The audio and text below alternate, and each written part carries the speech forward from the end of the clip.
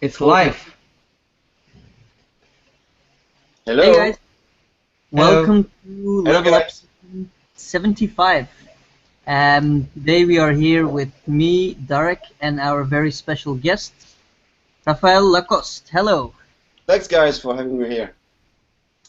Yeah, thank you Pleasure. very much for coming. It's really nice to have you here. I've personally been a long-time fan of Raphael's work. Oh, I feel flattered, man. I'm a fan of you now. So we had changed the roles, you know. Oh no, but I'm so below par. But anyway, thank you. That's very nice. So Raphael, you probably know his work. It's you can check it out if you go to his website, which is raphael-lacoste.com, and there you can find a bunch of his work.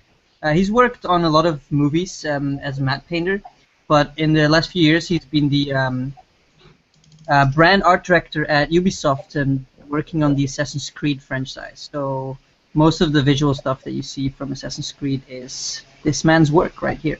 And he's going to be sharing some of his... Yes, yes, of course, of course, of course. You are the captain of the ship. I'm trying, yeah. Keeping it afloat. And Raphael's going to share his story with us today, a bit of his background, and he's going to show us a bunch of work and some like process shots of how he does stuff. So yeah, that's pretty much it. So I'll just give the voice to Raphael. So yeah. Yes, so for sure. So I will share some of my photos because I think my background as photographer was very helpful for my work as illustrator when I later on joined, you know, the CG industry. But before I was really attached to my work as photographer, and I tried, you know, I did my best to make a living as a photographer, but it was really hard, very difficult. I don't know if you try yourself, but it's very complex. So you have to be to fight against your shyness. You have to be able to deal a lot with people. You must be kind of brave also, because it's more interesting when you travel and when you discover interesting locations as a photographer. Also, what I would say is that it's very difficult to make a living with photography because a lot of people now can own very good cameras and can make like amazing stuff. So the competition is very, very strong. So I try to find something to maybe to have a more like a unique experience and to use what I learned from the photo to bring that into my love of drawing and telling stories through drawings. So it's why eventually I went to a 3D environment school in Angoulême in France, where I learned a lot on 3D animation. I learned soft image. At the time it was soft image 2.8, or I don't remember. It's like very old. I'm a dinosaur, you know. 1997, something like this. Okay. And I learned how to do renders and how to deal with lighting and how to fake radiosity, how to create environments in 3D, and I found that very exciting. It was fantastic because I could use my knowledge of the photo, but at the same time I could design worlds. So I could, you know, take a drawing, a sketch, and bring that to life, almost like a photo. You know, it looked like a model, but I could lit the model. I could add some textures, work on realistic lighting, add like a real sky in the background. So that was really fascinating for me, and I think it was like the trigger of a new career for me, and it gave me the opportunity to start at Callisto Entertainment. It was a French video game company where I started as a level artist, and eventually I switched to art direction. So I can share you some of my old work and photos if you want. It was in late 90s that you actually switched to that digital kind of role, or? Oh yes, exactly, yeah. Because I started when okay, I will share my photos now. So you studied in Angola. That's very interesting. It was in Angoulême in France. You know Angoulême, you know the city? Oh, yeah. Okay, sorry, I misunderstood. I thought. Oh no, it was not Angola. No, but you can see some picture of Kenya here. Okay. But yeah, I was lucky enough to travel a lot and take a lot of photos. I will go back now more into my work on with the theater on the plays. You know, here we have a director, play director You haven't here. shared your screen yet, actually. You didn't Yeah, see it? That's what we don't see it right now. Yeah. Oh, you see it now? Now No. we see yourself. Oh, just see myself? Yeah. Okay, let me check why. I'll do it again. So under the screen sharing.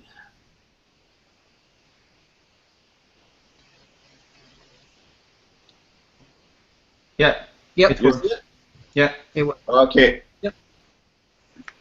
So okay, so when I started, you know, I was trying to work with also with the light and natural light because I found it was very interesting to use how the light naturally, you know, bounces on the materials and how we can create dramatic moods. For instance, here I did this photo. It was a very long exposure, but I used the light from the streets that was, you know, entering inside the room, and I found it was very interesting to have this opposition between the character and its shadow on the wall in the background, you know. Mm-hmm. Also, what I love in theater is that you have like a real strong human experience. You're not sitting in front of a computer all the day long. You know, you have to actually like move the lights. You know, arrange all the setup with some people. It's more physical. Like it's a human experience. You know, it's very good, very strong. But at the same time, it's also a difficult way of making a living. You know, to work in theater.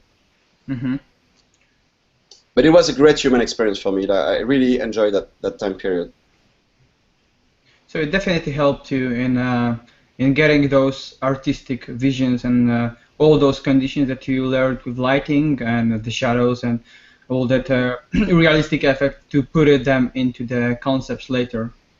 Yeah, I think it's also a very good. It's a fantastic school, you know, when you can have the chance to work with the very senior people working in, you know, in the theater industry or in the movie industry. You can learn a lot from traditional lighting, from traditional image composition. Yeah. I think that's what we see now. We see so many illustrations on the internet. We see so many people trying to do matte painting and illustration, but sometimes they don't have this traditional background, or they don't maybe look enough to traditional basics. Like I think you have to go back to the basics. I think it's very important, but because if you spend time on detailing an image and on working on details and lighting, but you don't have a strong image composition, you're losing your time, you know.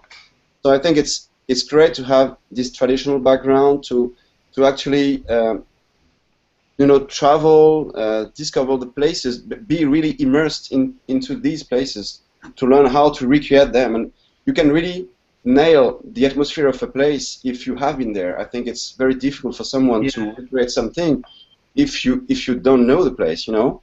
And for Assassin's Creed, it's a very good example because when we have to recreate a city, you know, you have to be there. You have to go, you know, in that place.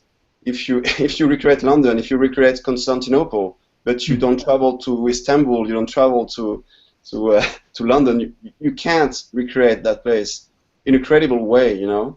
So when immersion is so important, you know, when you really have to take people on a trip, on a journey, and to really, you know, when you want people to feel there, it's very important to travel yourself. Maybe, you know, take photos, draw sketches, and do some painting. I think it all comes to showing something that is believable.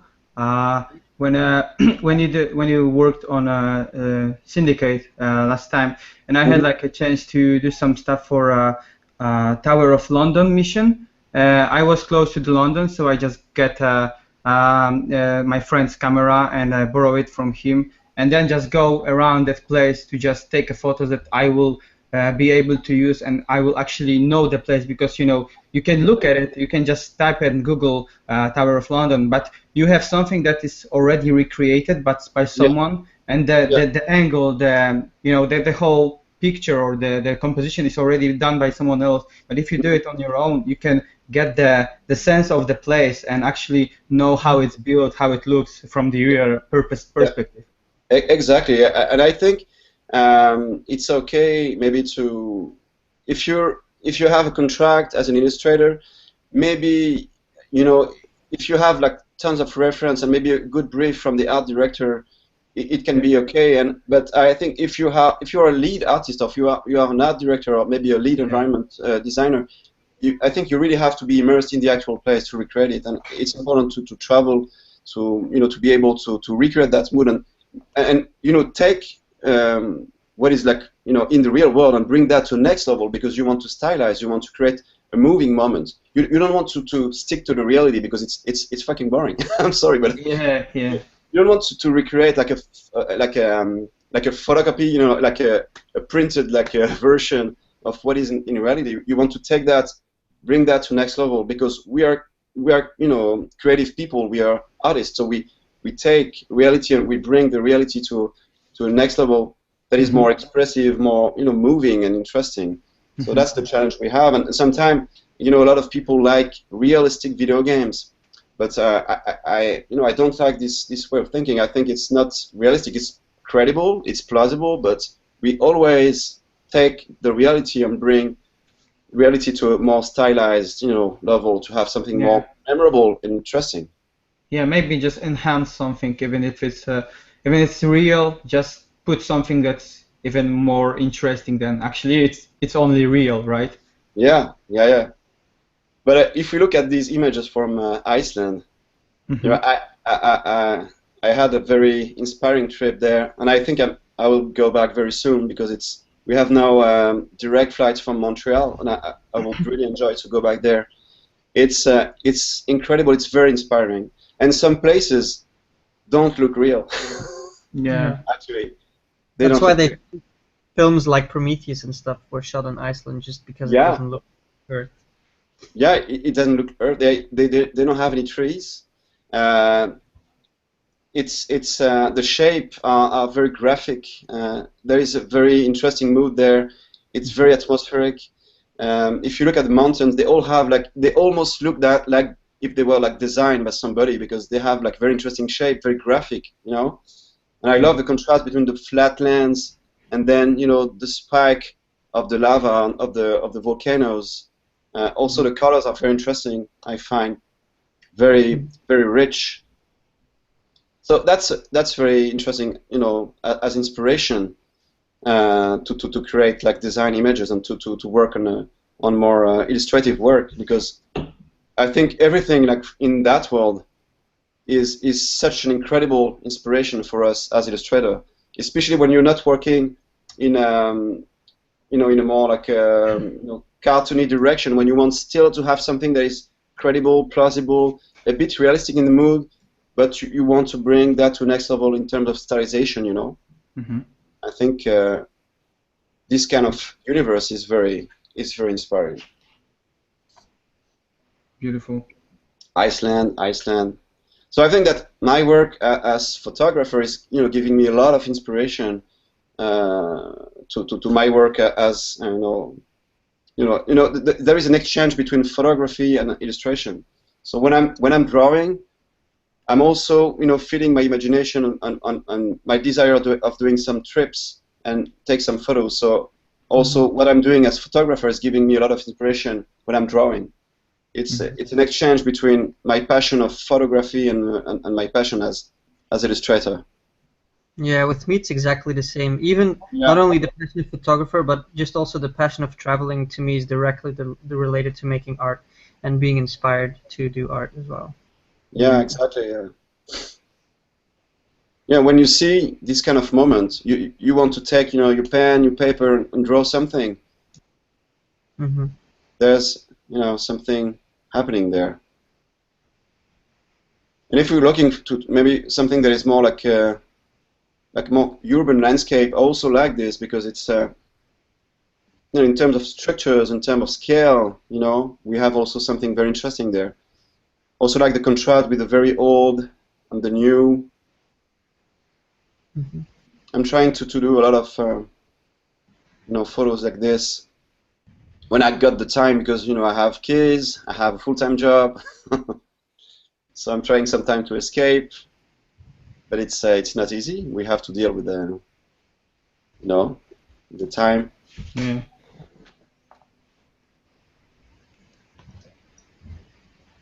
So you said before the session started that maybe just it's a switch subject, but still quite similar to photography. You said that you guys are doing an photography trips to take the real place references. Can you tell us a little bit more about it? Because you know the Assassin's Creed franchise is really historical Yeah. set, and you try to make it as much realistic in terms of like you know believability of the places with adding that artistic vision, as you said. But you are doing a lot of trips, as you said, in terms of photography. So just can you tell us a little bit more about it? Because I think it's quite interesting. Yeah, I think it's how can you know recreate a place, and we are famous for that, you know, to create like a very credible, very plausible environments in Assassin's Creed. And how can you create these places if you haven't been on location? I think it's very hard.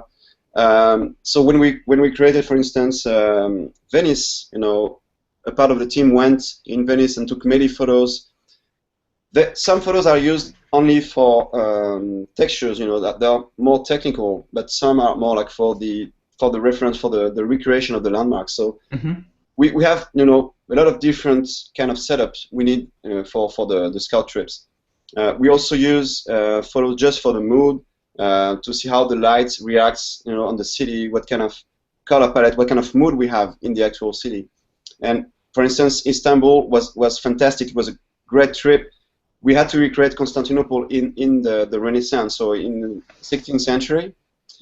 But there is nothing left from that time period. You know, it's everything burned. All the houses were made of wood. They had like a lot of beautiful awnings made of wood. Everything was, you know, was burned. So we don't have a lot of stuff left from that time. So what we did is that we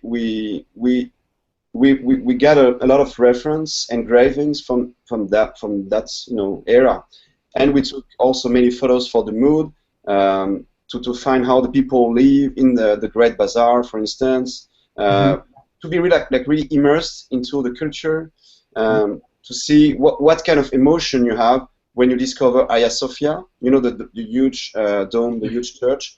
It's one of the main landmarks, but when you discover that place, even now, when you go inside, you almost cry. Yeah. You know what? Because it's something very special. It's scale, it's the lights, it's very spiritual. I'm not a believer, but when I got into that place, I was really moved, you know, by this place. Yeah, yeah. There is something happening. It's a 55-meter high dome, but it was created in 500, you know, after Christ. Yeah, so okay. it's incredibly old. It's almost like, you know, 1500 years old, and it's still like a 55-meter dome and very wide, very open. So you have this incredible open space, very, you know, very silent. And when you discover that, there is something, you know, that is happening. We try to recreate that in the game. If you don't go there, if you just gather some reference on the internet, you don't know what kind of emotion you have there. So it's very important to do exactly. You can't really feel it, right? It's like even the respect for actual place, as you said, Yeah. it was built like many years ago, and you have the respect for it, and it got that special sense and special mood when you actually get there instead of just looking at ready materials on the internet. So. Yeah. And when I was working as a matte painter, I was using a lot of photos. I had, you know what it is. You did some, and I think that the challenge we have is to find the right pictures, and sometimes you can be served better than, you know, taking your photos. And I think also you avoid some copyright issues. It's very important to take yourself, your reference, when you're on a trip. You know that you will need this kind of flat direction. You know that you'll be interested to have this kind of rock shape formation. So I always try to have this. I have 3 modes when I'm on a trip. I have the family photos with the kids, the wife. Yeah. I have the textures, and I have the work photos, but I also have the picture itself, which is like more like a photo you can use, you could print, and you can have like maybe in an exhibition. But some photos are really more technical. Some photos are really like more friendly for the family, and some are like more we're trying to do like piece of art, you know. Mm-hmm. And for instance, here I've been using a lot of photos from my trip in Newfoundland, and it's I don't know if you know that picture, but it's the discovery of the center of the Earth in Journey to the Center of the movie. Mm-hmm. So I started first with just brush strokes to nail the overall high level composition. Yeah. And then when I showed that to the VFX supervisor, Christopher Townsend, he told me, okay, it's interesting, it's very graphical, but I don't feel I'm there. It's for a movie. A lot of people will use that as a reference for the matte paintings, for the visual effects, for the lighting. So you really need to bring that to the next level. So it's why eventually I took all my reference from my trip in Newfoundland and I used that to replace all the rock shapes with some elements from the photos, and I painted over so it looks still painterly, but at the same time, it's more credible, more realistic. Yeah. So it was a big challenge. I had 3 weeks to work on that, but it's one of the most important moments in the movie. It's like you discover the center of the Earth. It's like, shit, I have big responsibility here. And it was my second experience on a movie. I was contracted. It was on a freelance basis. So, when was that exactly? Oh my God! It was maybe 8 years ago, 7 years ago. Okay. I would say 8 years ago. Yeah, I was still at Ubisoft, and I was, I was trying to have a different experience. I wanted to move away from the game industry and learn more, from the film industry, because I knew a lot of senior people were there. And I wanted to work with people like Mathieu Renaud, Yannick Dussault, a lot of people like this. Mm-hmm. And they were like a huge inspiration for me. And when Mathieu Renaud contacted me and told me, okay, I have a studio in Montreal, do you want to join us? I was like, okay, that's a dream. Like, really? You want me to join? Okay, wow. I'm not only making video games, I can do film. Wow, that's so cool. So, yeah, it was like very welcoming, and he offered me to work on environment design for movies, but also matte painting. So I learned a lot. That's awesome. Side, So this was for the movie Immortals. Mm-hmm. So very graphical, very moody atmosphere, almost like I would say like the old Nubrum paintings. It had to look really painterly, Yeah. And the illustrations were like this, but I think in the movie they kept this kind of atmosphere and look and stylization. Visually, I really like the movie. I think it's interesting. It's between a play and a movie. Yeah, I think it's it happens like because there is like some your style is realistic, but you still got that kind of painterly feel and that painterly look that attracts the eye, because it's not only like a realistic pictures of the rocks or the designs of the city. It still have that artistic feel and artistic touch to it, and that's what I think is quite important sometimes in a work, because that's there are a lot of matte paintings and a lot of really nice polished pictures that looks kind of maybe too much photorealistic or too much 3D based. Mm-hmm. And not that much artistic as I think. Mm-hmm. Oh, thanks, man. Well, Yeah, for the movie Mr. Nobody, I work on that also at Rodeo FX in Montreal. Mm-hmm. So a lot of 3D, a lot of photos, a lot of 3D. So what setup did you use back then? It was like you just modeled the stuff and render out, or you created the blockouts in 3D and then paint on top of it, or you render out with textures and then retouch in Photoshop. How does it look? Maybe you can tell us a little bit more about the process of that kind of matte painting. Yeah, so in that case, actually it's very bad, because in the movie I think most of the shots are out of focus. So I work like crazy on that, vista, and then I think in the movie most of the time you have this beautiful bokeh out of focus on the city in the background. So yeah, I did a block up in a soft image exercise with all the towers, I had, I think, basic textures on them. So I tried to work mainly on the skyline, on the high-level image composition with the 3D elements. Then I went in Montreal, the old Montreal, and I took some photos of the building, but I tried to keep the same, to match the perspective. So you have this old building on the left here. It's, it's based on the photos I have taken. And on the top also, you see the roof structure here. I think it's next to the Costco in Montreal. So the Costco store. And some elements are like painted.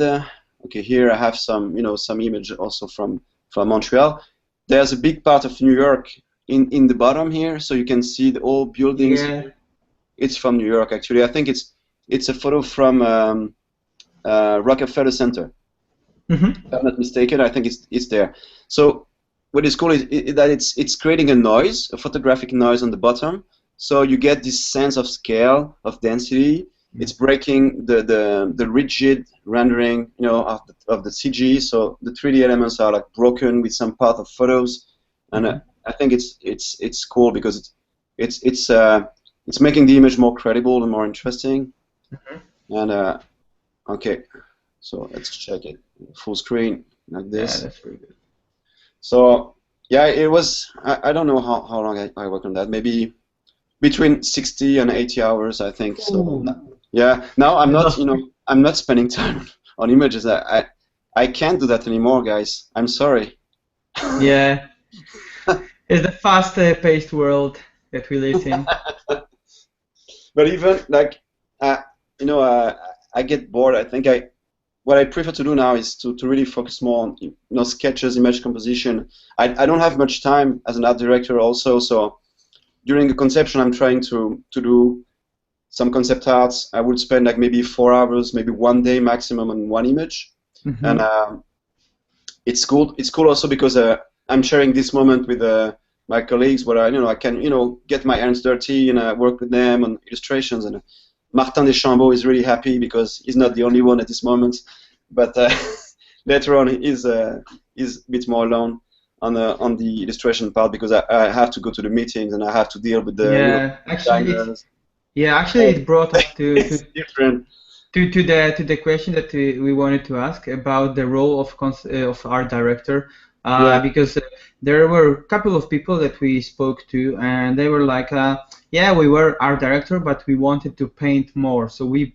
brought back and get back to actually concept the stuff. So, but you also mentioned that you are doing concept art sometimes. So it's still like you paint some stuff still, and then you have the guidance and that lead eye on the project, right? Yeah, I think it's very important. I would just quickly jump on my painting for Syndicate, just to show the process and the different layers I have there. Okay, so I think it's very important to, being an art director, it's a big challenge. I think we don't have schools for that. You can't, I have sometimes people asking me, okay, what kind of school should I do to be an art director? I would start, as an art director at Ubisoft. I would love to be an art director. I think it's the wrong way to go. I think you really have to start as maybe like a 3D modeler, CG environment artist, and then eventually you learn how to draw, you know how to deal with the technical aspect, and then you can be more credible as an art director. Because if you don't know about all the technical constraints, all the problems we can have, and if you don't draw yourself or take photos, it's difficult to be credible, I think, for the team and for the people. And you have to build the authority as well, right? Sorry? To build the authority with your experience for the team. Yeah. You need to be trusted by the team, and you need to I would say, to be also trusted by the company, and it's a big responsibility. So if you can show yourself what you're doing and establish some interesting benchmark for the team, it's very important. So yeah, for instance, I work on Syndicate on the very early beginning with Thierry Dansereau, who was the lead art director on the production. I was, I'm the art director for the franchise, but it means that during the conception I can still do some illustration and show them as benchmark, how we can reach maybe this like a kind of level of quality I would like to see in the game. So I would try to do this myself, but also I would work with Martin Deschambault to make some strong benchmarks. So I will go through all the layers for that image composition. So it's very important to have the landmarks in the distance because we're showcasing the glorious city of London. So it's difficult to imagine London without St. Paul or the Big Ben Tower. Yeah, exactly. Then I wanted to have this more organic layer of houses, but I'm trying to stylize the shape of the house. I don't want to have something that is very realistic and grounded for the house. I'm looking at some photos reference from the 19th century, and I see that the houses were very crooked. You have a lot of wooden crooked house, and I think it's interesting to have this contrast between the very glorious landmarks, very impressive and epic landmarks, and then you have these crooked wooden structures. So it's an interesting contrast in the shape. Yeah, and a lot of spikes as well, like in terms of like the Georgian architecture had like the tiny little touches of the details and the small domes and the spikes on top of the roofs that creates a really nice that aggressive line to the landscapes actually. So yeah, exactly, and it gives an interesting sense of scale at the same time. Definitely. And what I saw at the beginning that the team was working on Syndicate, and at this time they didn't do the trip to London, and the image they had, and maybe a lot of people have picture London as a very grey and foggy city, but it's not the case. It's not it's not grey. Actually, you have like very vibrant colors and very vibrant colors for the bricks. They have like these Georgian houses with very red, reddish stone and yellow bricks and white frames for the windows. So you get a very interesting sense of local colors, and I think it's cool. Yeah. And also for the image composition, it's very mixed between the structures of the huge factories, and then you have the crooked wooden house in the poor districts, and the glorious landmarks and beautiful 6 stories high buildings in the rich districts. So so it was very important to talk about that and to do a lot of paint overs to help them.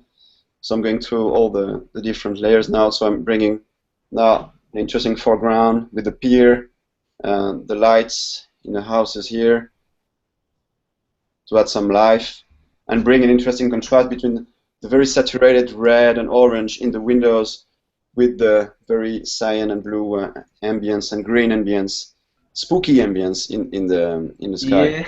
Yeah, I remember when I got like a couple of first briefs for Syndicate, and I was like preparing a couple of scenes, and it was like really dark and moody, and Felix that I worked with was like, Darek, it's too dark. It's like we have to go more colorful, and I was like, well, I remember I was really inspired by the first Assassin's concepts, and as well as Unity by I don't remember the guy's name, but he made a lot of like moody paintings with lots of fog and a lot of smokes and really kind of dark ones, and I just kind of based on them. And in the beginning I was like, no, we have to go more colorful, because it's as you said, like a lot of people think that Victorian times it had only that dirtiness and that a lot of industrial revolution, chimneys, and that whole mood was really covered with the with dirt and dust. It's not, for instance, as Peaky Blinders TV series, which is really awesome in terms of artistic visualization of the whole series. But it has too gloomy, I think, mood. And what you wanted to achieve with Syndicate, as far as I understood later, the briefs, also more colorful, more daylight colors, but still having that artistic touch with the smoky stuff. That's kind of our Assassin's Creed landmarks, touches of artistic, but still having a little bit more colorful direction. So it was kind of challenging. I think you were talking about Gilles Belleuil. I think. That guy. He's incredible. He's also from Montreal. He did a lot of very moody painting, also in Revelation. He's very good at traditional painting and colors. And now he's doing some oil painting. Oh, that's awesome. Yeah, it's really good. So yeah, this is an old piece, but it was used also as a benchmark for Syndicate for the night, you know. Yeah. Having color variations in the windows, so we don't have something that is too monochromatic. Interesting details with the bricks, in front of the windows, and the blue saturation in the fog also as well, because we don't want to have something too gray. We want to keep some interesting, vibrant colors even during the night. So yeah. I remember you posted that one as a breakdown somewhere with 3D mockup, right? Oh yes. I don't have it here, but yeah, actually there's a lot of 3D here. Yeah. It's crazy, yeah. But it looks very like it looks awesome. It looks really consistent. It's still painterly, so that's good. Yeah, I started really like as a level artist, in the CG. So I have a good background in 3D modeling, for maybe like more like static mesh and architecture, and I was using that a lot for the base of my paintings. Like for instance, for the famous one of AC1 here. Yeah, definitely.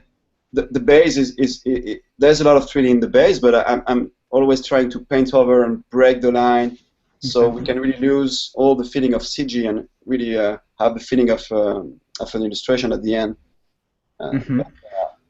There's a lot, actually. So this was the time that you already were art director on Assassin's Creed, or you were just a senior concept artist and then you switched to the role? Yeah, I switched at this moment. I think it was the transition. First, I was an art director for the cinematic studio department. Like we did a lot of pre-rendered stuff, like the E3 trailer for AC1, with the bell at the beginning. So I was working as art director in the cinematic studio, and then I came back to the games, to AC1, and I had a break. I wanted to do something different. So in the cinematic studio, what I love is that I could really focus on creating matte paintings and also like framing, compositions. When in the game you don't have real control on the camera, you don't know where you go, you don't know where the player is going to look at. So it's very challenging in the game. It's open world. So I switched after I think after these two benchmarks, I switched into the artistic direction role on AC1. That's awesome. Yeah, these works are really powerful. Oh, thanks, man. So yeah, it's a lot of work, but it's a passion. It's a passion still, of course. So you posted like a lot of sketches lately, like traditional ones. Is it changed in terms of like workflow that you do these days? Because you told that you don't have much time. So you are doing the fast sketches on paper or on PC, and then just grab the references and then start painting, or you still sometimes build the worlds or levels in 3D and then just choose the camera and paint on top of it. Yeah, I think you're right. As I was saying, I was very attached maybe to my work as a 3D environment artist at the beginning. So yeah, I was spending a long time to nail compositions with 3D. The good thing with that is that I had a nice perspective and I had a nice rendering. So I think it was like really wow, easily, because I know how to use the lighting in 3D. I know how to texture the object. I know how to paint over them. So at the moment, it was less a challenge for me to create wow images. And I can just show you back some of these, Yeah, of course. Renderings. So an image like that, a lot of 3D, paint over textures. I know how to do that. Now I think the challenge for me is more to paint something from scratch. Okay. Yeah. I really want to paint from scratch. There is a lot of 3D actually here. It was I think you know that one. Yeah, of course. But it's one of the image I did back in the days on CG Society. It was quite popular, but when I'm looking at this, I think that I know how to do that now. So it's not a challenge for me to redo this kind of very detailed, highly detailed image. These trees are actually the trees from my backyard in Montreal here. I painted over them to make them look like more spooky, and the church in the background was really inspired by the painting of Gaspard Friedrich Eldina's Abbey. And the ruins here, the rocks, they were actually modeled in 3D Studio Max, and then I added some textures and lighting. So I use a lot of 3D. But now I think the challenge for me is really to go back to drawing and to back to roots. Back to the roots, and it's a challenge because when you just have a paper and a pen, and then you have to nail a composition and to do something interesting. That's a big challenge. Yeah, definitely. So I will share some of these paintings. Okay, right, desktop. Okay, I see you. So you see stuff like that. Yeah. Just thumbnails, image composition, and okay. I can go back to the Oh, this is actually James Gurney. The painting of me. I feel very flattered. He went to Montreal and he drew me like it took him like maybe 5 minutes. That's awesome. He is good. So you see. Oh, you got loads. Maybe we can you can pick up from the first one, and then we can just go ahead with them. Yeah. I just want to show you because I have one that I took, and then I did a render of it. So I would like to show this one. So this one, and then it's really focused on image composition, what kind of setting, what kind of framing I want to have, but it's very quick. And then I could take that and keep the graphical, the stylization of the drawing, and bring that to next level. I really like to take these kind of simple thumbnails and bring them to like a very highly detailed and rendered illustration. But I'm not going to use a lot of 3D. I'm just going to use some photo bash, from my trips, and do some paint over and sketch over and redesign everything.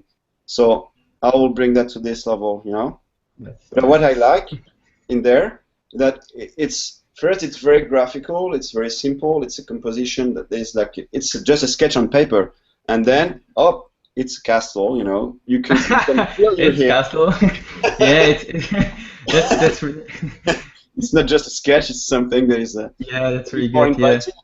So I like to take it's like I saw a funny it was on internet. I saw a funny thread on that. It was like taking the sketches from kids and bring them to realistic level.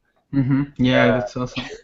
You still got the same kind of composition, the same spirit of the picture, but filled with values and that realistic lighting and so on.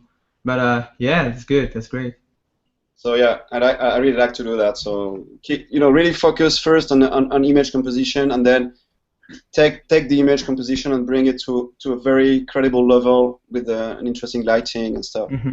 So yeah, we can go through some of the sketches I'm doing.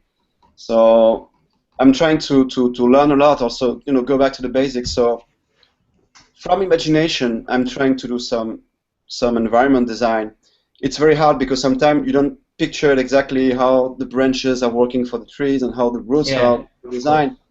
So, but I'm trying still to do this kind of exercise to draw just from imagination.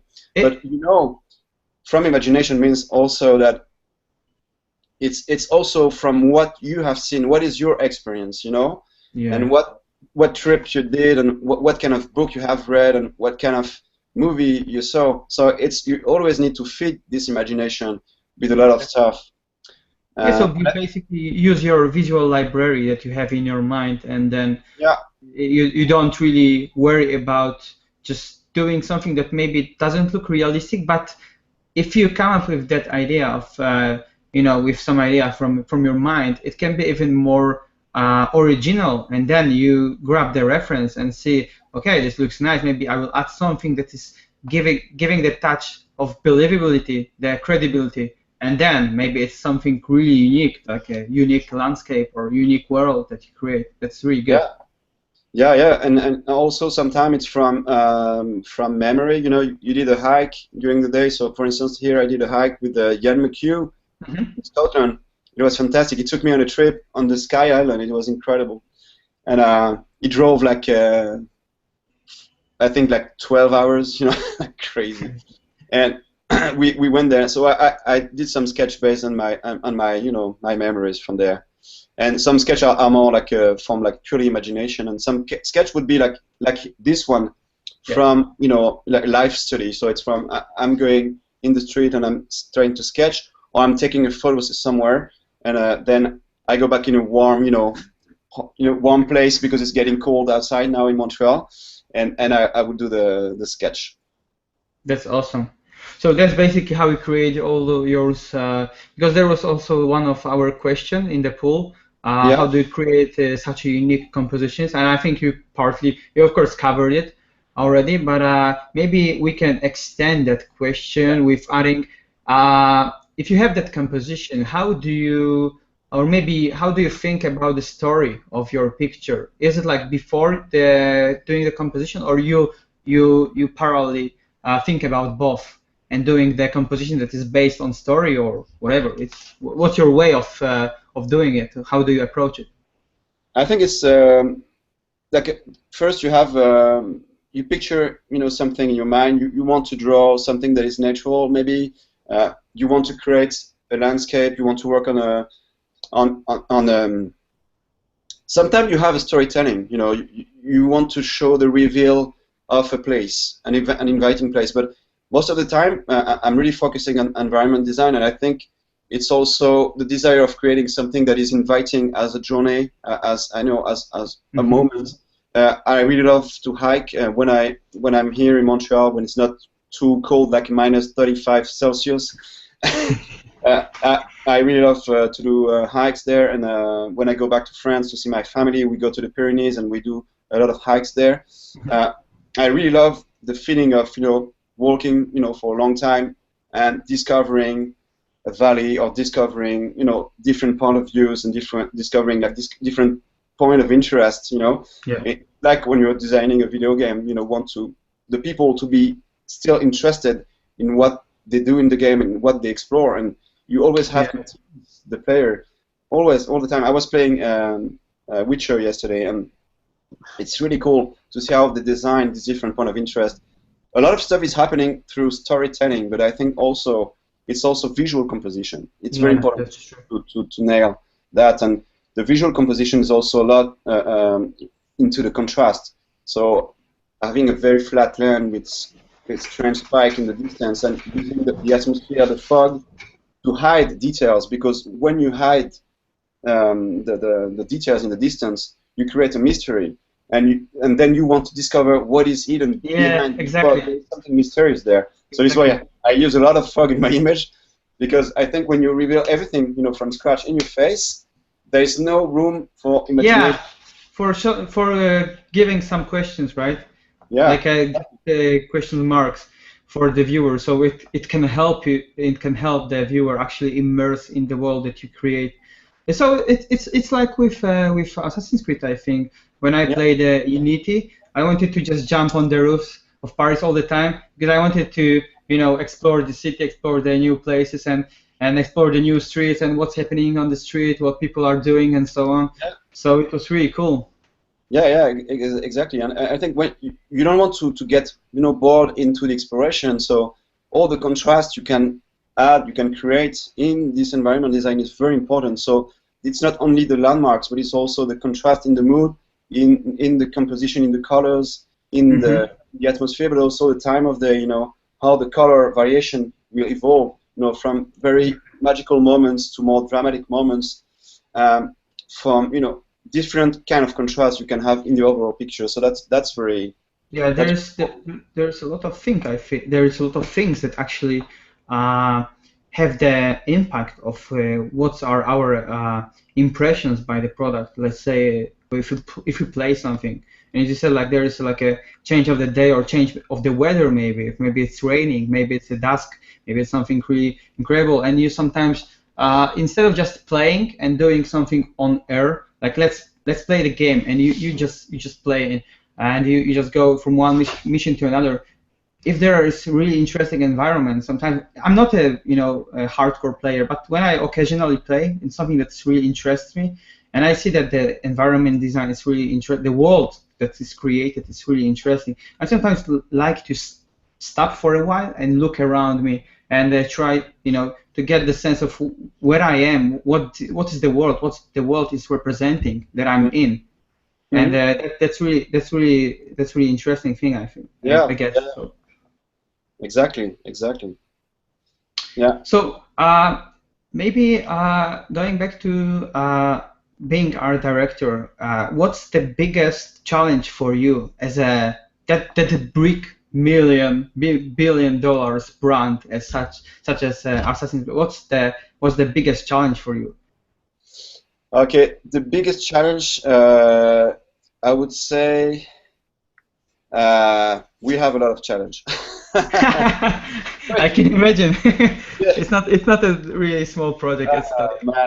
Man, it's. I think people don't imagine. I think when it's okay to criticize a game that is released every year, so we don't have the time to have this desire of, okay, when is the next Assassin's Creed coming? I want one.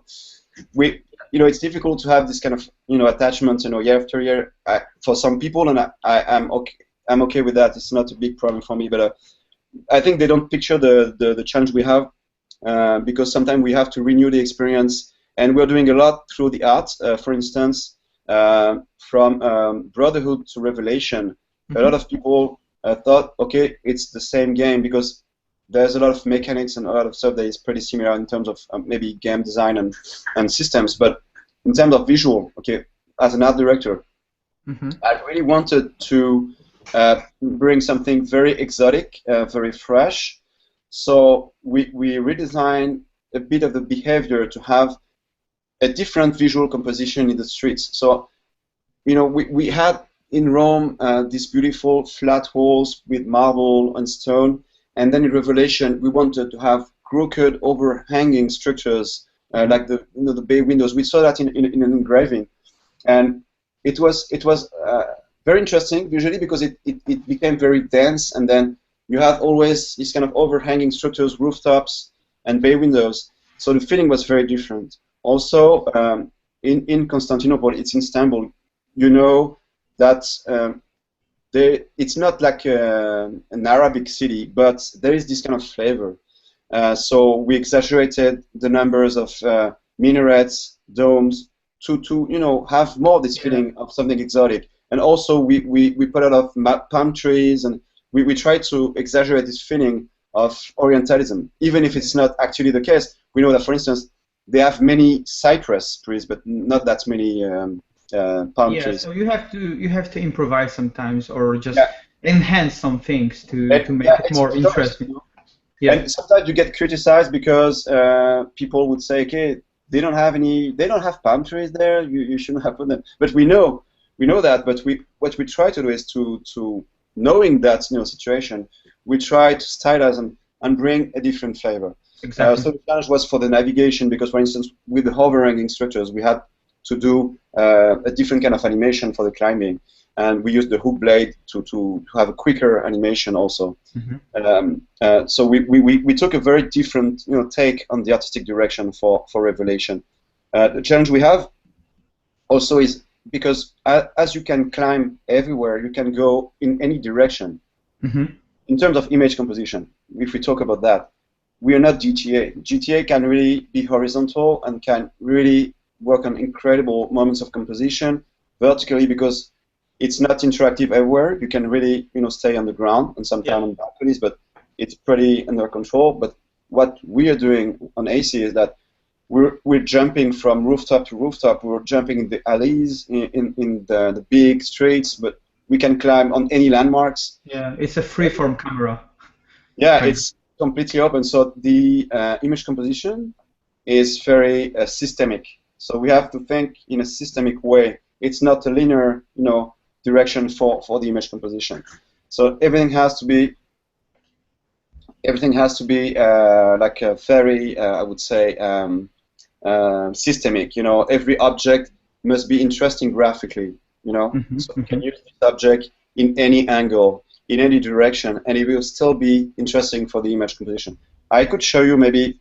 I think I have some of the sketch we did with Martin Deschambault. Is it okay? I can try?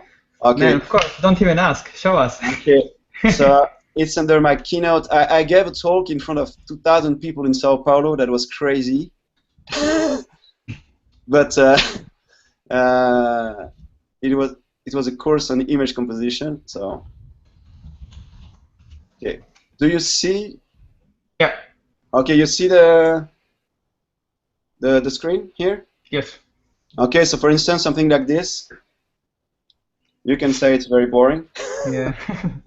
So what we're trying to do is always to bring interesting moments of composition. So play with, the angles, overhanging structures. Break the lines. Yes, and you have also all the landmarks contrasting with very, very new buildings in the distance. So a contrast between modern skyline and old buildings, overhanging structures. It's working, in many directions. So it could be more sci-fi like this. You have the scale reference. So when I go back to this, sometime in a game you have that, but you have highly detailed textures, highly. And you don't really see that the overall shapes are not really that interesting as you could reconstruct them. Exactly. So the challenge we have all the time is when we create a city. For instance, that was for Revelation. I did this very simple thumbnail, like you see here. So for each district to have different flavor. For instance, in the rich district, we focus on vertical, straight lines for the composition. In the medium and the poor district, we had more overhanging and more crooked shapes. So you can really feel that when we place the house, the generic house in the city, it's playing with the overall composition. But it's not straight all the time, We need to play with contrast between organic, straight, overhanging structures. Everything is very important in terms of contrast. It's something we try all the time, and this is a bit like I would say like a composition class. But the contrast between closed and open, small and huge, the contrast between organic and structured, the contrast between dirty and clean. If you can have that in the environment you're creating, you're creating an interesting contrast always for immersive composition, but also for the immersion of the player. That's awesome. You see what I mean? So, for instance, I'm in a very close, alley. Then it's opening on a big vista, on a big, big view. You can have these moments of verticality. Then it's contrasting with open, horizontal composition. And when you play with this kind of contrast, as you play the game, you don't get bored because you have always something happening visually in the overall composition. And I think it's very important to learn from this kind of stuff and bring that into the game, especially when you're designing I would say an open world video game. Yeah. So every asset, every props like this, every asset has to be interesting for the image composition. So Martin Deschambault did this paint over on the 3D elements of the rocks for Assassin's Creed Black Flag, but he was thinking always composition, so straight lines, overhangs, contrasting with more organic shapes. So when we place these elements in the game, every island will be iconic and interesting because we always have an interesting contrast in the visual composition. And I think we did the same with the Donglu here. She did a visual composition for the rooftops. So again, we don't want to have straight lines all the time. When you're on the buildings, on the rooftops, you have interesting contrast, interesting shapes, contrast in the density, landmarks, breaking the lines, broken rooftop. So it's visually dense and contrasted. That's awesome. That's really interesting. Yeah, we try a lot to work in black and white on my project to make sure that we have interesting shape for every asset, because as I was saying, it has to be systemic. We're not making a linear game. So Exactly. every asset will be used everywhere. So if each asset has a lot of love, in the shape, in the visual composition, when we instantiate that asset, when we use it all the time, it's going to be interesting for the visual, for the visual composition of the levels. Mm-hmm. And this is an example of also Martin did a lot of black and white sketches for the jungles and for the islands here. Yeah, because as you said, like if you have like full colors and full details, it can really cheat our eyes of what Yeah. we see in terms of the shapes. And if you get Yeah. the structure, if you nail it down to let's say 2 or 3 values, it's you are more focused on general look of the environment, the shapes and the structures of that creates the world that we are in, instead of Okay. just the tiny details, right? Yeah, and that's why also when I was showing the very simple composition that is not interesting, yeah, sometimes we To cannot make it accept interesting. that, yeah. But if you nail first a very strong, interesting image composition, and then you bring that to the next level with details and lighting, then you have like really a wow moment. And I think GTA did that very well. When you look at the game, just with fog, distance, contrast, it's incredible. And then you add color palette, mood, and texture. It's really incredible. Yeah, awesome. So maybe we could share your video that you had prepared for today's session. Did I prepare a video? Really? Yeah. Yes, for sure. Yeah. So I can share that video. Okay, it's I think it's 4 times speed because it would take maybe 3 hours to look at all the videos. Yeah, of course. I speed up the video so we can talk. We can talk over it. That's awesome. Yeah, and maybe because there is people are posting some stuff on the chat. So our question to you is if you could ask some questions to Raphael right now with a big question mark, so we could pick it up during while we're watching the Raphael video. It would be really cool. So I predict that you have a lot of questions to him. So feel free to post right now because it would be really hard for us to grab them in between the conversation that is going on the chat. So please do us a favor and post your questions right now once again. Okay. So. Do you see the video now? Yeah. Okay, cool. Okay. So just the process of creation from a very simple sketch to a highly detailed illustration. So I show how I would first like draw a very simple sketch and bring that to next level with the textures and lighting. So maybe in between the time you could tell us a little bit about your collaboration. Let's call it collaboration with Martin Deschambault, right? Yeah. Because he's a senior concept artist, right? He's a senior concept artist in yes, yeah. So you work, as you mentioned a couple of times, you work closely with him. So maybe you could tell us how this collaboration actually look, because you are the art director that has to make the decisions and give the feedback, give the references. So how does it actually look to work with your own kind of concept art? Yeah, so it's great to work with Martin. I think we have a very good connection. It's really cool to have him in the team because he is very quick. He understands very well how to create the mood of a location. So when we worked, I think we worked first on a Revelation, was the first experience.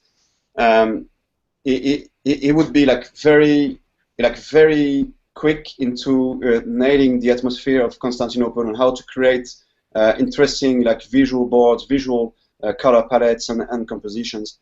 So it's great to work with him because we can really iterate, on variations, on a lot of different iterations for the concept art. And he's also he's very fond of video games, so he has a good experience, a good eye. He can really get a good critic on video game and also how to bring interactivity into the game through the visual, storytelling and how through the paint overs. So his experience as a player also is great because he's not only doing illustrations that would end as an illustration. He's also always thinking about interactivity and gameplay and fun at the same time. So I think it's what you need to have someone that talented, like really very talented, as an illustrator, but also very gamer. It's pretty rare, I would say, and I think it's really a plus for Assassin's Creed. So what we will do at the beginning, we work a lot together because in conception I have more time, to draw. So he's also very happy because he's not the only one. He can see what I'm doing and we can share some stuff. And I'm always, I think we can, get inspiration through the work of the, of each other. So I would be inspired by his stuff. He'll be a bit inspired by what I'm doing. So it's an exchange. It's awesome. Great communication. Yeah, at this moment. Later in the production, I have less time to draw. So then he feels alone. He's a bit sad, but I'm staying next to him. Give him a hug. Get him motivated, and it's a challenge, to work with the artist. Not only Martin, but at the moment, they still need to have like a great communication with you and have feedback on what they are doing, and often we have like during, I would say, pre-production, maybe production, we spend a long time in meetings and we have a lot of stress, challenges, and sometimes we just forget to talk to the sensible people who are the illustrators, and they could be a bit sad because I'm not giving enough feedback, but I'm not doing that on purpose. It's just that because you really like over like very very occupied by all the meetings and all the stress we have with the challenge of making a AAA video game, So, but we have like a very good. He's also a very good friend, so we have a very good communication. It's great. Even with the Jeffrey Simpson. Jeffrey is also an amazing character designer. So yeah, I'm very blessed. I'm very happy to have a team like this. I think I'm very lucky. That's awesome. Yeah, I think it's also because we heard like there's a lot of people and there's always like different opinions of how do you what's the what's important in terms of the relation with your client, but maybe the relation between you and our director is quite important. I think it's for me it works because when you get like a really nice when you are in a really good touch and on really good terms, it's always much more enjoyable, and they provide you the feedback in a more, I think, friendly way. It's not like they say that you are awesome or something. That's you can exchange the views on much different level than actually just having a cold exchange of minds on something. If you build that relation, it can create a really awesome results and something that's unique. So this also shows how you have the relation with Martin, right? It shows you build a good atmosphere around yourself, and your team is really happy with you. So you can trust them, they trust you, and that's how the whole artistic vision is going well with the products you're creating, right? Yeah, I think you have a point there, and I think it's also that's why I think it's important to be able to make strong benchmark, as an art director, to be able to show to the team that okay, I don't have a lot of time, but if I have like 2-3 hours, I would be able to draw something for you guys and to show that I'm still able to do an illustration and to do an image that is inspiring, I think it's very important. At the same time, I think it's also the way you can deal with the problems and how you can keep the people challenged and inspired. It's very important. So you really, I would say it's like when you work with I think you said it very well. It's a trust relation, and it's also it's also you have to take care of the team. You know, you can't be selfish, and as an art director, you can't be selfish. You have to think about the motivation, and artists are very sensible. I am, I'm one of them. I know what it is. Yeah, of course. Yeah. They are very sensible, and what you need to give inspiration to them. You need to feed them with some interesting topics to work on, and I feel that because I feel the same myself. I need to feel that, and when I'm not challenged for weeks, sometime I need to draw something just for me and work on a personal project because it's something I need. It's like I would say when you don't know you have this moment or you are in a bad mood, but you don't know why. It's what's happening? Shit. Yeah, what the fuck? Man, what the fuck? You have some drinks and then you feel good, and then the day after you feel worse. Yeah. It's like, okay, but it's just that maybe I need to create something. I need to do something for me. I need to do really to express myself and do a personal project. So and I know it's exactly the same for Martin, for Jeffrey, and when I see them doing a lot of personal artwork, in their place, I could imagine, okay, maybe it's not very fun at work, so we need to bring some fun, and it's not easy. It's not easy all the time, but I would say that we're very lucky to have a very good relation. We share a lot of passion, in the project we're making, and we always try to keep interesting challenges, but also to make the games the most memorable and interesting visually possible. That's awesome. Yeah, I think because why I took up this subject is because there's a lot of maybe it's also connected with our personalities. As you said, you are sensitive. I am also a sensitive guy. So it's the matter of personality, and sometimes people maybe don't really care about the relation they have with their maybe not bosses, but the guy that they collaborate with. Yeah. And for me, it's kind of important. As you said, it's because they're making a right atmosphere and definitely doing a good art that's connected with the mood and with the whole situation that's around me. If it's bad, I'm not able to actually do something that's even making me happy. It's not really enjoyable for me, and I know that it's not the same quality as I could do with someone who is really open and trust me in a way of doing something very on friendly line and doing collaborative work in a really good atmosphere, right? Mm-hmm. Yeah, it's very important when you start to have more fun outside of the job. It's not very good, I would say. Maybe when you have to be very focused on what you're doing, and you want to create a very nice project, with the colleagues. Yeah. You don't have fun there. It's not very good. So it's time to look at look for something different, or to find new challenges and talk to your colleagues and find interesting way to bring more creativity. Mm-hmm. And it's the same when I was working for the theater company when we were making plays, and I was set designer and photographer. I was very passionate about what I was doing. I was not earning any money from that job. It was very hard, but we were very passionate, and we learned a lot there. Mm-hmm. I think passion is very important, and it can't be just a job. And I know we have, in video game, we have, we are very lucky to have full-time job, sometimes well paid, and you have good quality of life. But it's important to keep this motivation and to keep all these challenges. It's not, a day job I would go somewhere in the factory and do my stuff, and then I go back home and. Yeah, exactly.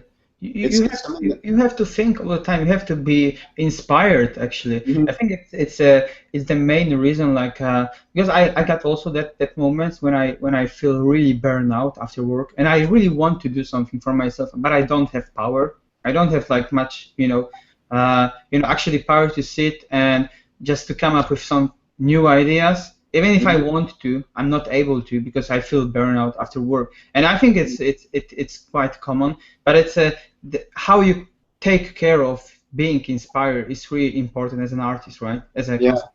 So yeah, exactly. And I think it's a lot of the people. I would say that the people you're working with, the experience you have together, also the trips. I think that traveling is very it's very inspiring for for a director or even for an artist. It's really how you can feel different, be immersed somewhere and have like a get out of your all the habits you have, all the you're stuck into the process you have, and you can learn new process and meet new artists and be challenged by the work you have seen.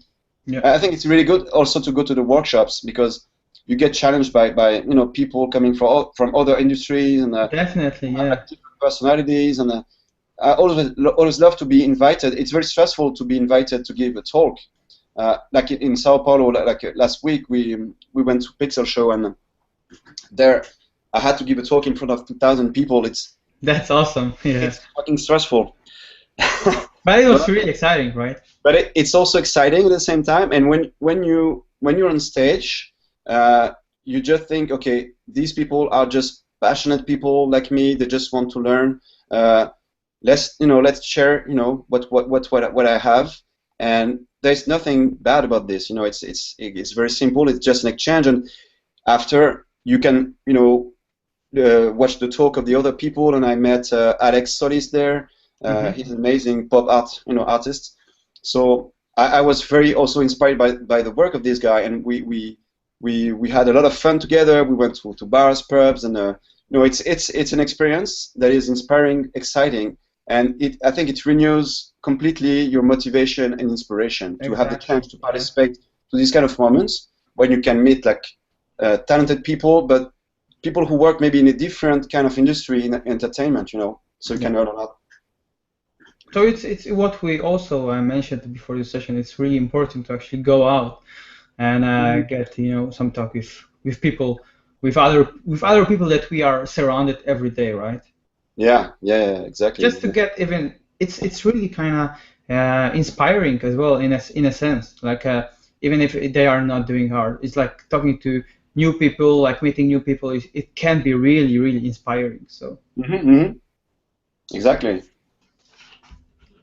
Okay, I think that people posted tons of questions, so thank you very much for it, and I will try to pick up few of them. Okay. Let me have a look. You are still teaching at NAD? Oh yes. Oh yeah, I didn't talk about that, but I'm also. Oops, what's happening? I'm also a teacher. Yeah.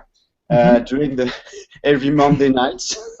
Okay. So yeah, I have this full-time job at Ubisoft. Sometimes doing some freelance, and I have also 2 kids. So during the weekend, I'm spending time with my family. But I found it was kind of interesting to have also the challenge to be a teacher. That's awesome. In the Monday, so I used to do 2 sessions per year.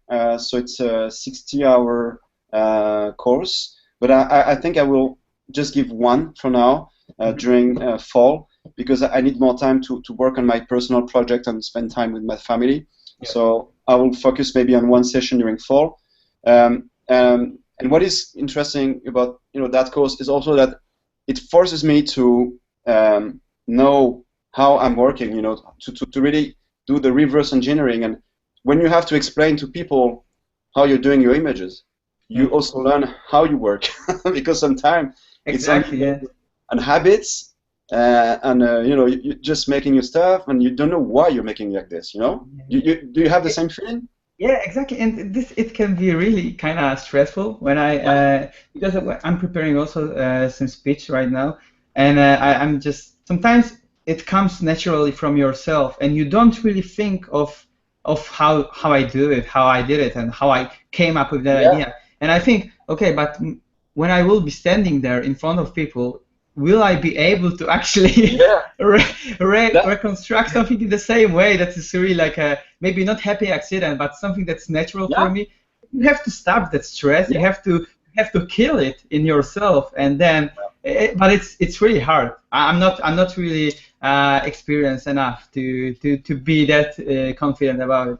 So I don't know. How do you deal with it actually? Okay, so it's okay. So I would say doing a live painting in front of 2,000 people, for me it's a no-go. no way. But at the beginning, when we started the course at the NAD, I think I had 18 or 20 students. They were not from the industry, so at the beginning, I tried, I tried to do directly some live painting for them, and sometimes it looked like shit. I'm very sorry about that word, but it was like really terrible. and sometimes it was really good, and I took the work I did during the course, and I during the weekends or during the evening, I would take that and bring that to the next level, to the final illustration. So sometimes it was also a great opportunity for me to work on different composition, try them during my course, and then do the final image for a personal image, at home. So it was great, and it gave me the opportunity to do a lot of different new images. I wouldn't have done them, just staying at home. So it's a challenge at the same time. So yeah, I think it's really good to have the opportunity to do tutorials or give course, because you have to understand what is your process. And I'm like you, I'm very stressed about that, because sometimes it's only accidents.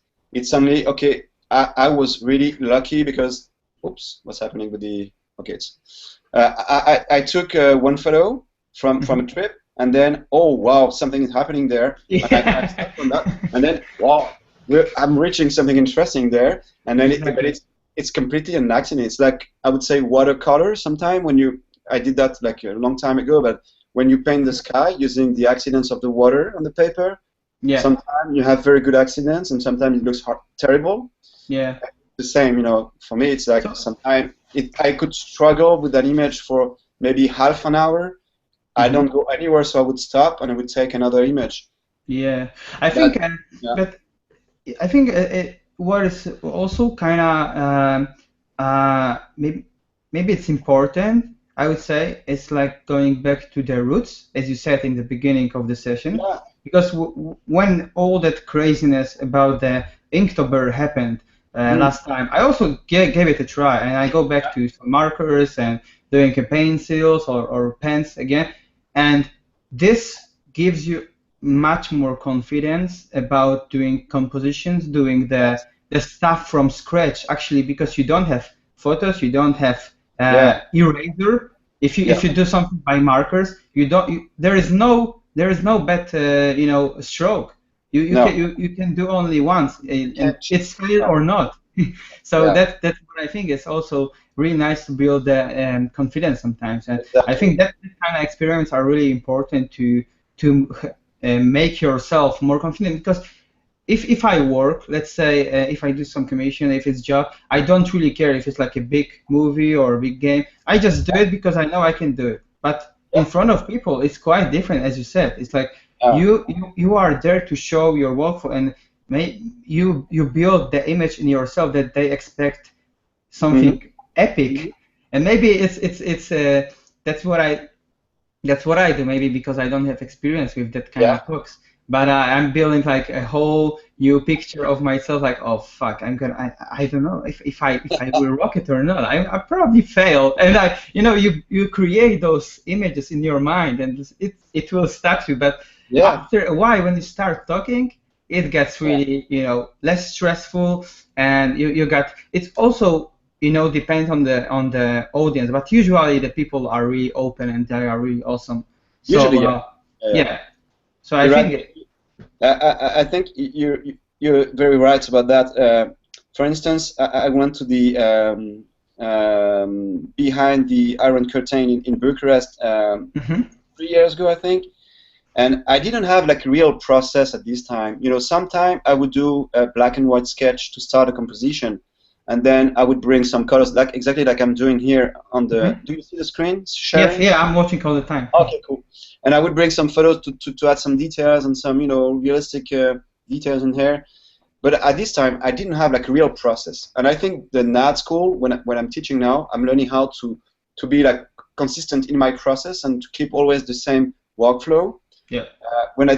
At the time when I gave this workshop, it was a nightmare. Honestly, in Bucharest, it was a nightmare for me because man, I was okay. I did just a black and white line art, and then I took some photos and tried to blend the photos together to first block, to block a mood, to block some details and touches.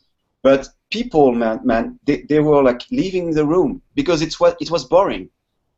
So for me, it was a horrible experience because I had this intention of doing like a nice matte painting illustration, but it's taking a long time, to have the mood, the right colors. So I was just blocking shapes with photos, and so I learned that okay, that's not maybe the best way, to teach, and I should really focus more, on the basics, on a traditional, workflow, and then bring the photos at the very end. But first, I need to have a very interesting composition, some interesting values, and the values are like really, how to nail in black and white and in gray values an interesting depth and some layers. Then bring some colors and do it like I would say like a mood board, for this illustration. And at the very end, I would add some photos like I'm doing here. But it's very important because when you teach, you really learn how to have an interesting and like a good process, like a more like consistent, more like I would say credible process. Yeah, because maybe, of course, you got like the eye, you got the skills and so on, but the skills of teaching, I think they are quite different because you have to be more structured. Of course, there are still like happy accidents, or you can improvise a lot, but at least, as you said, having something prepared in your mind, or getting the right workflow will help you a lot, I think, because even if you doodle on the blank canvas and basically that you have to come up with some decent composition first, and you search, you are in the search of the shapes, in search of the mood. This is much more, I think, natural way of showing it to people than just start with one detailed part of the picture and trying to build the whole scene that you could probably do at home or in the studio rather than in front of 2,000 people. No. But it's like it's like a band, like a musician. You have the studio version, where you have the MP3 version of the music, and then when you have the live show, it's very different. And sometimes people are very good, excellent at studio production, but when it comes to like a real live show, it's very different. Yeah, so It's also I think it's cool to have this kind. It's more human. You like it's more like okay, you're like a real human, and you're not like a machine or of course, God, like. But yeah. Okay. There are a couple of questions that I had already in mind regarding the chat. So let me just read one of them. I noticed a lot of architectural elements influencing most of your work, and wanted to know which are some of the architects from the past, present, which inspire or influence your ideas. I think it also comes to architectural styles. What's maybe the main one that inspires you the most, if you have any? If I have, some. I would say in the contemporary era, I love Frank Lloyd Wright. Because I really love I love his approach, like very graphical, symmetrical. I love the shape, and I'm doing a lot of historical games because of Assassin's Creed, but I like also to work on more like modern composition and the work Art Deco. Frank Lloyd Wright is really one of my favorite, I would say.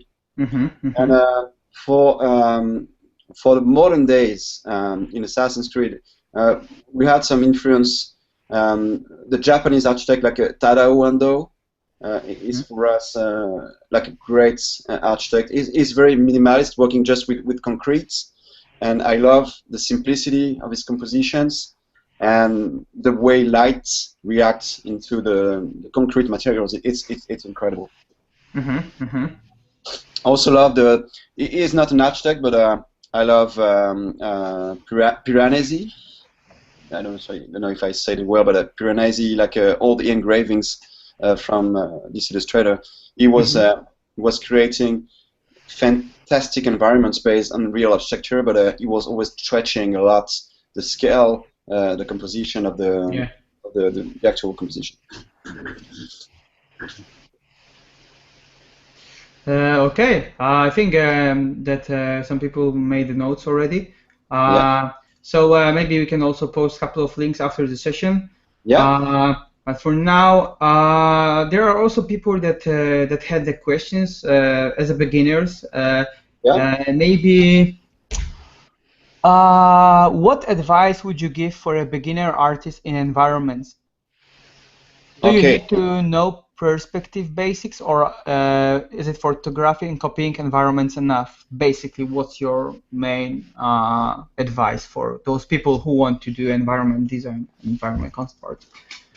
So I would say, I think we went through all the important things, but I think it's very important to focus on not on details, you know, on really more on composition.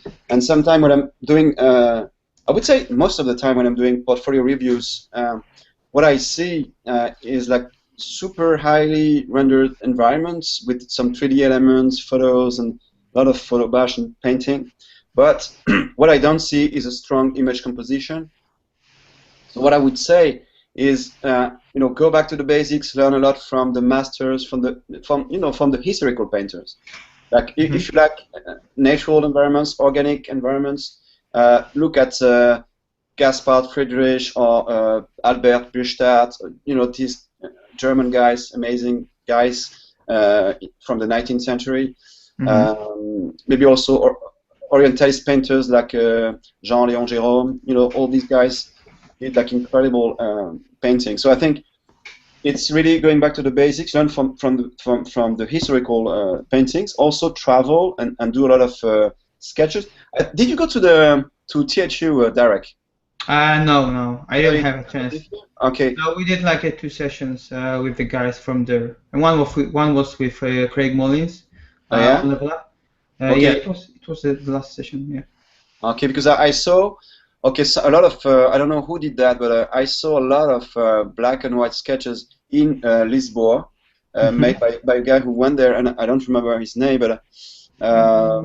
It was really interesting. So going in a place and taking the time to draw on paper and study the architecture is very important. I think. I think spend less time maybe in 3D and spend more time in learning from the basics. Yeah, I think that the line work especially is really important to get the sense of the shapes, right? Exactly. Yeah. Awesome. Thank you very much. There is a question regarding your work. Can you work remotely, or you are at location all the time? I think it's I don't know. It's quite a personal question, but if you want to answer it. Oh, it's fine. So I would usually work, always on site. Like when I was working for Rodeo FX, we were working for the film industry, but we were staying in Montreal mostly.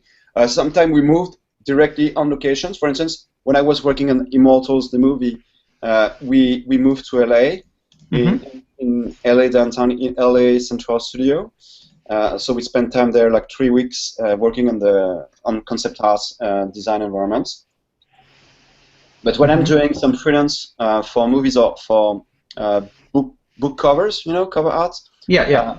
I would do that from Montreal, so I'm not moving for that. I'm staying home and I'm doing that from my place. Cool. Let me have a look at another question. There's some people that are talking about going to art school and learning fundamentals. I think we partly cover it with learning fundamentals. Yeah. I don't know if you have like anything to add regarding going to school. Maybe we can go through it once again. I would say school. Sometimes you don't learn that much at school. I think you should be careful that sometimes we have a lot of expectation from the school. But I think the most important thing is to work yourself and to be passionate. I went to the fine art school in France, and I didn't learn a lot there. But what I did is that tell me about it. Tell me about it. You went to the fine arts as well? Yes, actually, I wanted to tell the same. Actually, Yeah. I went to that school. I met a couple of great people, but to be Yeah. honest, I didn't actually attend it too much because I was, I was working and I was in Poland for a while. So, but what's important is how do you approach to learning stuff? How do you approach to motivate yourself? It's not that you are going to the best art school in the world and you can Oh, get you can be another Craig Mullins, right? It's yeah. not like this. Never happens. And as I said, I didn't learn that much. I maybe because I didn't attend that much, but I think that most of the time I just try to learn on my own, and I think that's the most valuable because I know myself the best, and I grab the resources from internet, and that's how I actually build my consciousness in our industry. Yeah. Rather than the schools in Poland, by the way, are really conservative. So Okay. you can't really go there and think about concept art so far. I think it will change soon, but it's still very, very rooted to conservatists. And Yeah, you it's know, it's yeah, Europe. Maybe it's the same in France, I think. yeah, I So think that there's quite comfortable for them to make black squares on white background and call it art instead of yeah, just creating the new worlds, right? yeah. And performance videos like I think it's called. Shitting on the street or Yeah, whatever. but yeah, it's the school is great to meet people. Sometimes you can find a teacher who is like a great source of inspiration for you, who can give you a very interesting, get very good feedback on your work. You have materials, you have like maybe computers, you have access to interesting like technical tools. But I think we shouldn't expect too much from the school. I think it's very important to the most you learn is like really it's the job you're making yourself. Spending Yeah. time, traveling, Yeah. learning, and working. I think the secret is like really work and spend time on what you like.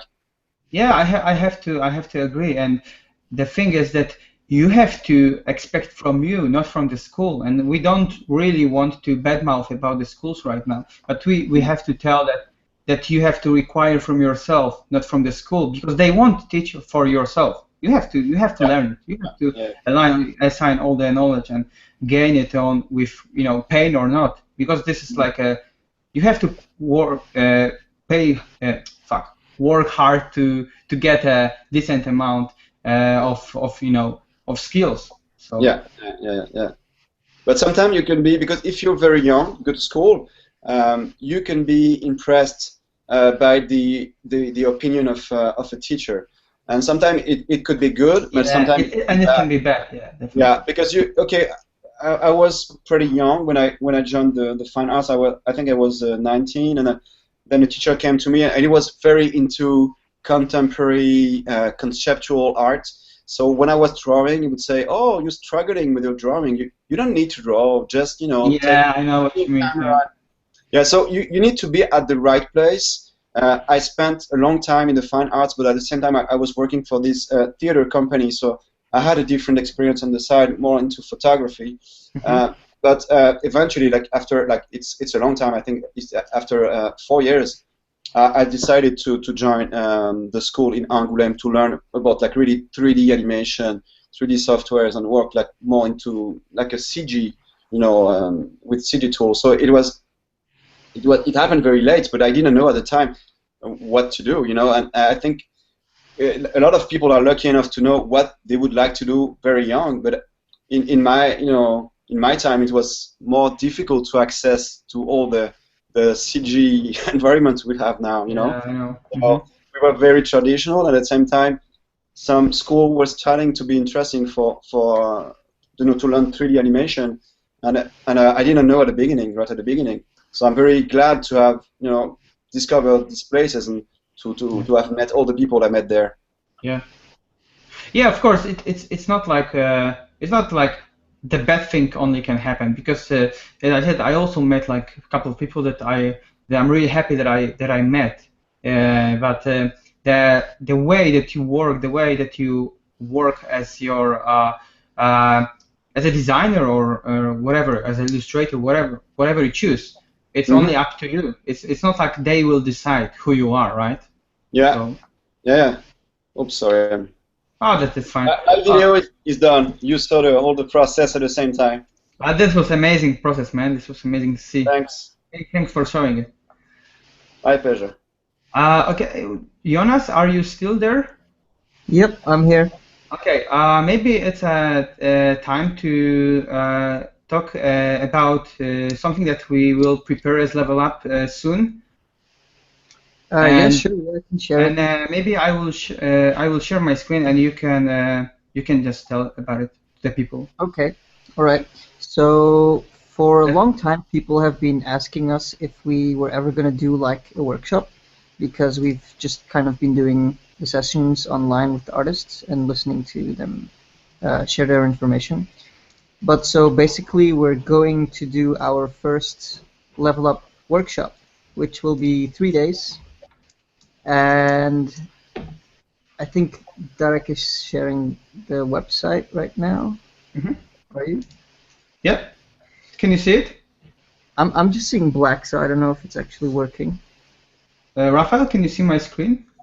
I see Level Up. I think I see Jonas' icon, Okay. but not his face. Okay. That's not good. Can you see it right now? No. Yeah. Shit. It's a mystery. It's the mystery of the Google Hangout.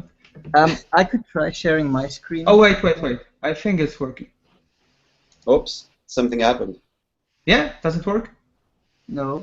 No. Okay, maybe you can try it on your side. I don't know what happened. Oh, I see. Maybe. Yeah. Congratulations, guys. You did it. We So- managed it. All right, that's awesome. I've been working together with a friend of mine who has his concept art studio in Taiwan for a few years. He's actually from FCD. He graduated FCD originally and started his own concept art outsourcing kind of company in Taiwan, mostly towards the Asian market. And so we've been good friends, and he asked me to help him with doing a workshop in Taiwan, and I said, why don't we team up with Level Up? So that's basically what we're going to do. So our first workshop is going to be in Taipei. So yeah, I know that's really far away for the majority of our demographic, since most of our viewers are from Europe and America. But if you can, it's definitely worth coming, because Taiwan is a beautiful, beautiful island. I went there in February and did like a little road trip, and if a lot of people come, we might, we're definitely, like me, Darek, Wojtek, and some other people we know are definitely going to go around the country as well to, Nice photos. You look awesome, guys. Glamour photos. Yeah, very glamour. Yeah, so as you can see, 3 very hot Euro guys.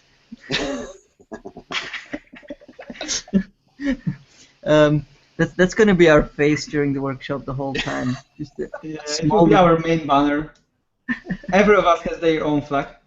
Jonas, I have a question for you. Do you always Yeah. have some wind blowing behind your hairs? Because it looks really nice. Yeah, I have a little slave fan? who has a little fan, little hand fan behind me, so that actually I'm growing out my hair now, so I'm probably gonna have a ponytail soon. It's not gonna look like that. That's the schedule, so people can see what to expect. We will do a level up session as well on Sunday with Yeah. overpaintings and critics. So this basically will last for 3 days. And, Yeah, so it's gonna be 3 days full on, just the 3 of us. There's we're the 3 main speakers, and it's gonna be very personal as well. I mean, we're gonna try to kind of have a similar vibe to, I don't know if you guys saw the session with Andre from THU, but and just you can expect the Level Up kind of interactivity.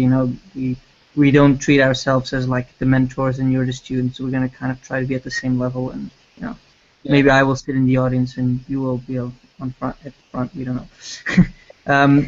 But yeah, so the website, I don't know if you can see it on the screen, but it's basically. I hope so. It's pronounced like, but it's spelled L-I-K, Lick, like Lick Studios. So it's likemeetup.com. You can see the URL on the top. I think the original website is in Taiwanese. Yes. So you just click on English if you want the English website, and then you will find all the information there. Yeah. So yeah, I guess that's kind of it. We hope that some of you guys will be able to make it. I know it's far, but that's part of the philosophy, because we want you to get out of your room and away from your empty pizza boxes and mold and go into nature and see stuff, you know. Taiwan's really gorgeous. There's a lot of really interesting places to visit that are very inspiring for concept art as well, I think. So that would be nice. Awesome. It's amazing. Yep. Thank you for introduction of it. And yeah, people, if you can come over, just do it. It would be really fun because it's really far from the place that me and Wojtek live as well. So it's gonna be really exotic and really interesting trip as well. So yeah, I hope we will meet a lot of amazing people and we will get a lot of amazing inspiration there. So yep. Thanks, Jonas, for. It's not that cold there in December, so that's also good. Yeah, definitely. I know. Maybe I need to escape from Montreal. No. Yeah, Montreal must be freezing. Are you? Yep. Yeah, sorry, go ahead. No. No. No. All right. I think we are heading close to 2 hours. And maybe I will have a look last time at the chat if there are any questions. And maybe, Jonas, we can ask our level up question to Raphael before we wrap up the session. He's just looking like, what question? What? Which one? Okay, so we have a really stupid question that has become kind of our trademark. I don't even know where it started, actually. I think it started really long ago. But we basically ask every guest if you had to choose between being a billionaire or Godzilla, which one would you choose? Can we be a billionaire and then Godzilla? Sure, yeah, sure. Okay, so maybe that one. you can build your own one if you are a billionaire. So. Yeah, you can do. I would try maybe billionaire. Yeah, and make my own crazy company to build like Godzilla, actually, like real life Godzillas. That's awesome. Yeah. Okay. I think that's it. We are really happy to have you. For the invitation.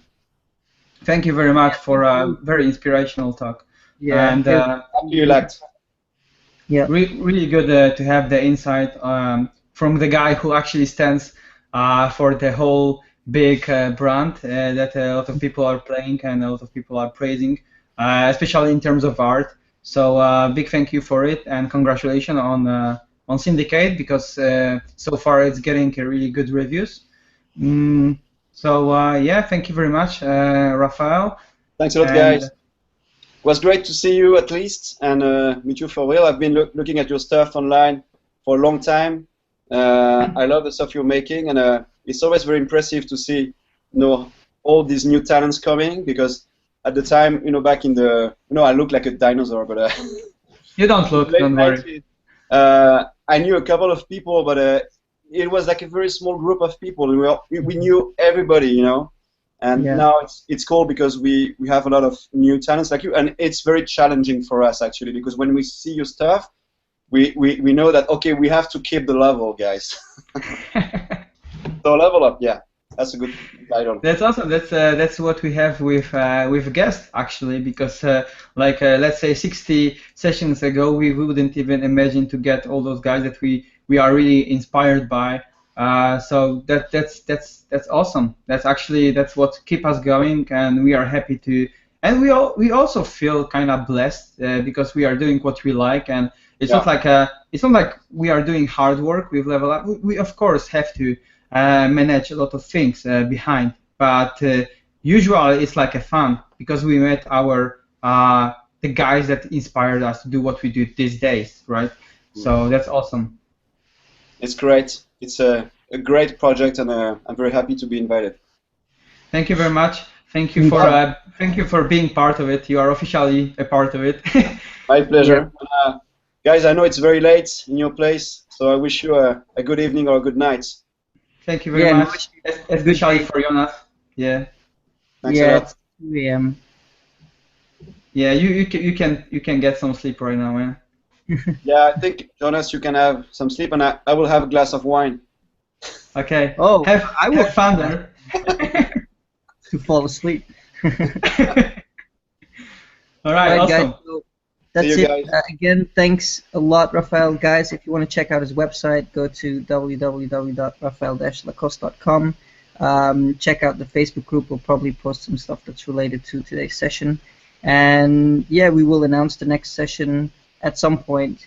As you guys know, we're not doing it every week anymore. We're just waiting for epic guys like this one to agree to our stupid show, and then we lure them with cookies, and then they come. So okay. Exactly. So yeah, we'll see you guys next time. Thanks, guys. everyone. See ya. Take care. Bye. Bye.